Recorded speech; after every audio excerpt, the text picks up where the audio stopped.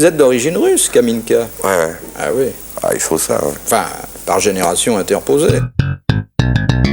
Je suis frappé par le fait que tous mes interlocuteurs, ou presque, viennent témoigner ici d'une angoisse. Bon, c'est parfois une angoisse mineure, l'angoisse de la maîtresse de maison devant des petites pannes, c'est l'angoisse du médecin devant des maux qui sont beaucoup plus importants, mais c'est aussi l'angoisse des comédiens et des auteurs devant la vie actuelle.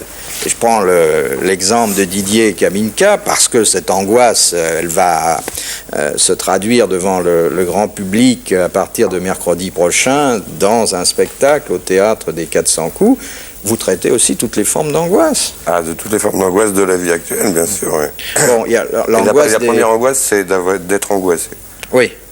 Ça, mais attendez, l'angoisse de l'être ou l'angoisse à l'idée qu'on pourrait l'être? C'est les deux, c'est-à-dire qu'il y a l'angoisse d'autres gens ou d'angoisse qu'ont les gens et des angoisses qu'on peut avoir. Ah oui. Et puis il y a l'angoisse des intellectuels, car ce sont quand même les gens qui font profession d'être angoissés. Ouais, alors ça c'est une angoisse permanente, parce qu'on en rencontre partout, c'est-à-dire qu'il y a intellectuels et intellectuels, il y a les vrais intellectuels qui eux sont très bien, et il y a les intellectuels de salon, que moi personnellement je supporte pas là. Comment vous reconnaissez un intellectuel de salon qui n'est pas dans un salon? Eh bien c'est celui qui parle justement de l'intellectualisme. Ah oui, c'est ça, oui. C'est celui qui fait preuve tout le temps d'être plus intelligent que les autres, c'est celui qui fait preuve, qui donne des cours. Il n'y a que les faux intellectuels qui disent « moi je pense » et les autres ne pensent pas. Non, mais c'est exactement ça. Très bien. Bon, nous sommes d'accord. Alors, il y a d'autres angoisses. Bon, il y a l'angoisse métaphysique, de plus en plus importante. Sans arrêt, sans arrêt. Il y a l'angoisse du cinéphile aussi. Qu'est-ce qui est bon, qu'est-ce qui ne l'est pas? Ah oui, ben ça se décrypte très facilement, ça. Puisque pour les cinéphiles, par exemple, les cinéphiles de salon, toujours, un bon film, c'est un film qui ne marche pas. Et qui est joué dans des petites salles et devant personne. Si le film a un succès commercial, à ce moment-là, c'est un mauvais film. Mais le même film devient génial s'il passe dans une toute petite salle devant personne et devient un film commercial mauvais s'il passe devant des très très grandes salles et s'il a un gros succès. Il y a l'angoisse des femmes, et ça nous en avons parlé souvent, non pas avec des fantaisistes, mais avec d'authentiques praticiens qui cherchent à maigrir par tous les moyens alors qu'elles ont une morphologie tout à fait acceptable. Eh oui, alors ça c'est l'angoisse, par exemple, si vous vivez avec une dame et qu'elle ne veut, par exemple, pour ce problème-là, de maigrir, d'aller dans les restaurants diététiques uniquement, ça c'est une angoisse. C'est une angoisse pour vous, parce que soit vous n'allez pas au restaurant et vous ne mangez pas, soit vous allez au restaurant avec elle. Alors, il y a aussi l'angoisse de l'artiste, comme vous, Didier Kaminka, qui préfère jouer tout seul sur une scène parisienne parce qu'il est angoissé à l'idée que d'autres pourraient partager son succès. Oui, c'est-à-dire que dans une pièce, il y a deux facettes, il y a deux morceaux. Il y a ce que le public voit qui se passe sur scène et il y a ce qui se passe dans les coulisses. Et ce qui se passe sur scène n'a souvent rien à voir avec ce qui se passe en coulisses. Et ça arrive très souvent, qu'il y ait des bagarres d'acteurs en coulisses. Et à ce moment-là, c'est pas très très agréable de venir jouer la comédie. Au moins tout seul, je veux dire, sauf si je peux pas m'encadrer moi-même, j'ai en tout cas pas de problème de ce côté-là. Oui, puis pas de cachet, pas d'applaudissements à partager. Rien à distribuer. Ouais. Et puis la possibilité d'adopter une mise en scène un petit peu révolutionnaire. Oui, c'est-à-dire que là, dans ce spectacle précis, j'ai essayé de rendre des trucs d'illusionniste, qui est fait par un type qui s'appelle Gaëtan Blum, des trucs d'illusionniste comme moyen de mise en scène. Par exemple, qu'est-ce qui se passe?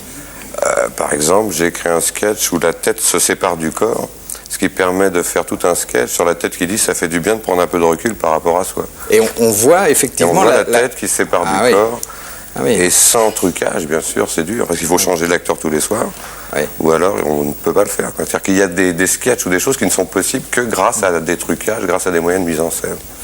Alors il y a aussi, et dans tous les milieux socio-professionnels, une angoisse permanente qui est en quelque sorte l'angoisse de la réussite, l'angoisse de ceux qui se demandent, surtout à partir de 40 ans, entre 40 et 50 ans, est-ce que j'ai réussi?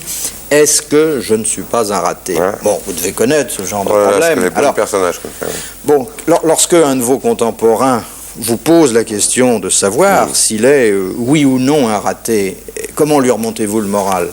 Par exemple, je vais lui dire non, écoute, tu sais très bien que quoi que tu dises, que tu n'es pas un raté, quoi. On se connaît depuis assez longtemps. pour ne plus avoir à se cacher ce genre de truc. Tu sais très bien que si moi je pensais que tu étais un raté, je te dirais t'es un raté, c'est tout. Seulement voilà, t'es pas un raté. Hein. Déjà au départ, avec la famille que tu as, tu ne pouvais pas être raté. Tu en connais beaucoup, toi, des fils d'énarques dont la mère est psychopathéticienne et qui sont des ratés. Psychothérapeute, bon, et alors je vois pas ce que ça change. Mais les études, ça ne prouve rien, les études. Mais tu peux très bien rater ton baccalauréat 4 fois sans pour autant être un con. 6 fois, bon, écoute, ça ne change pas le problème, hein. La meilleure preuve. Est-ce que tu crois que moi je suis heureux dans la vie, franchement, hein? Bon, d'accord, j'ai de l'argent, et alors? Mais non, je te jure, non, non. Les vraies valeurs ne sont pas là, et je sais de quoi je parle. Ce n'est pas du tout parce que tu fais un métier qui t'intéresse, que tu as de l'argent, un appartement, une maison de campagne, une femme très belle et des enfants adorables, que tu es plus heureux qu'un autre. Non, mon vieux, non, non, non, non, non, non, non. La misère du tiers-monde, cela concerne les 2 autres tiers. Et crois-moi, j'y pense souvent. Seulement, évidemment, je ne vois pas ce que nous pouvons faire. Nous ne pouvons quand même pas ne pas manger, sous prétexte qu'il y en a qui n'ont rien à manger. Hein.